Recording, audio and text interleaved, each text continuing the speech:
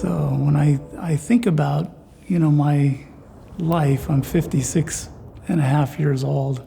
I almost kind of think of it as like 2 lifetimes.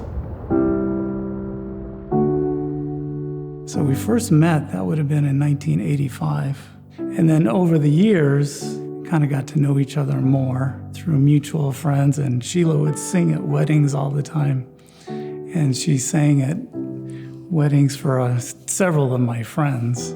I would see her over the years, and we ended up dating and a relationship about 10 years after we first met. He's so funny. What's your recollection of when we first met? Yeah, we met, I think, in college. He was always sweet. He'd always ask me, where can I get your album? And I'd say I sold out,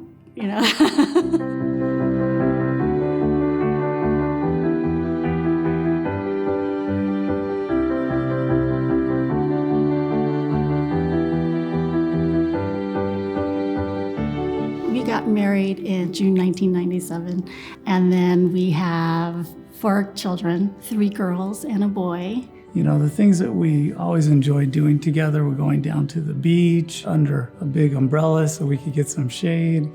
Sunscreen. And also, every year we'd go out to Lake Powell, spend a week on the houseboat with the kids. We used to have a place that we would go stay 2 or sometimes 3 weekends a month down in Newport when the kids were young. And it was a really great experience, but work gets really, really busy, and having the kids gets really busy, and all the schooling.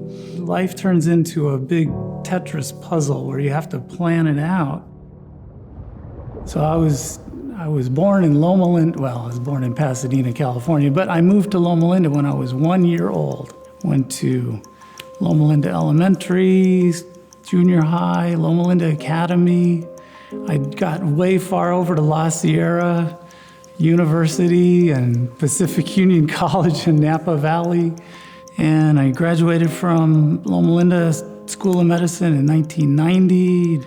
I've been in private practice doing dermatology here in Redlands, and the other office is up in the high desert in Victorville since 1995. So good health. I don't even think I had the flu one time in my life, maybe a sore throat once in a while. And then May of 2020, I guess, I turned 56 years old. And then in July, I started not feeling well and called up Adrian Cotton, Dr. Cotton. And I said, I think I need to get a checkup. My stomach's not feeling right. And so he sent me off to get a CAT scan, and one thing rolled into another. It was like a snowball whirlwind effect. In about a week, they decided that I had a sigmoid adenocarcinoma, which was kind of shocking to me. It still is. No history of any cancer in my family at all. So it was very shocking. And I just put in perspective, he's like, he's vegetarian his whole life. His mother's a dietetics professor. So of all the family, he was healthy. Non-smoker, no drinker, vegetarian his whole life. He was Mr. Blue Zone. To me, he is our heaven on earth. My husband is our heaven on earth. Heaven on earth to my children. The worst nightmare would be for anything to happen to him. Sigmoid adenocarcinoma is a type of colon cancer, and I was immediately put into a chemotherapy treatment every 2 weeks, which is a lot to go through.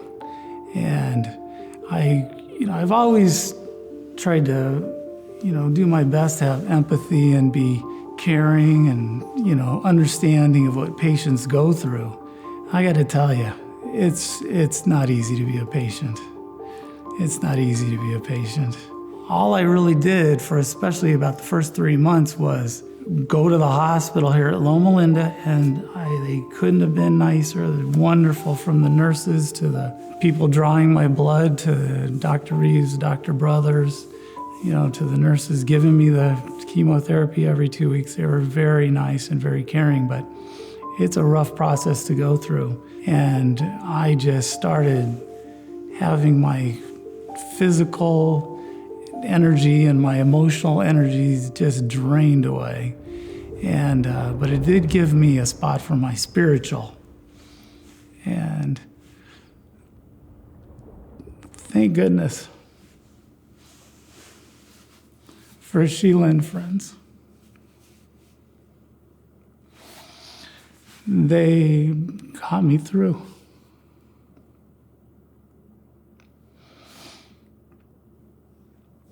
I'd say the first 3 months were just rough. But every time when I'd see them and I'd say, when am I going to feel better? They'd say, you'll feel better. And they were right, but it took a while. He came home, and I just remember him saying there was something. He said there's something in the lungs, there's something in the liver, colon.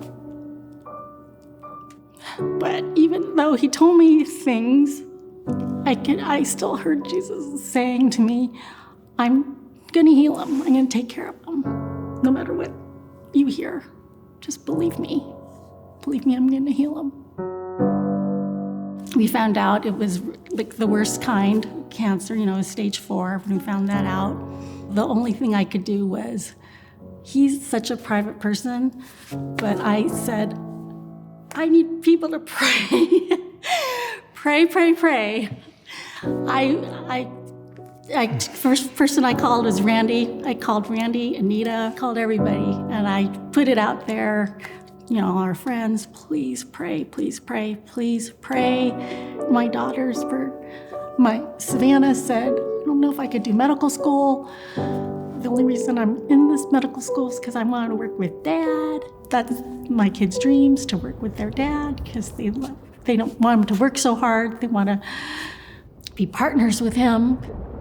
Every day we would recite verses. His first verse, what was the first verse that you recited? By Jesus' stripes, I'm healed. And he'd always... And I've recited that daily. At this point, I've been feeling better every week for about the last 2 or 3 months. I've been able to go back to work over the last couple of months, which has been really great. And Dr. Reeves, Dr. Brothers here at Loma have everybody, and they had me do a second opinion with Dr. Linz at USC. Pretty much they all agree there's another medication that they think would be good for me. So I'll be starting that actually here in this next week. And the good news is that medication is supposed to be quite easy to tolerate. And they say it's even more effective than what I've been doing. So I've been encouraged. I've been happy about that.